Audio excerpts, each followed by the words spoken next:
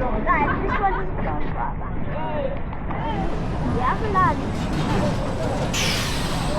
Oh, it's a long queue. We waited approximately 5 minutes there, so the fast pass has worked really well here.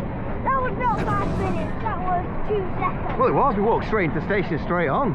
Yeah. So that was, in fact, that just worked really well. And we even managed to do the baby switch on, and Casper did 2 rides in a row. And this morning I was literally worrying about I didn't want to go. Yeah, exactly, yeah.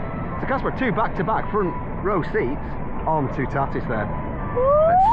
At 7 years of age. I mean, look at that. Absolutely incredible.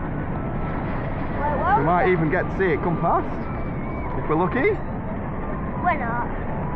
No, I think it's not going, is it? It's quite high up this for a bobsled.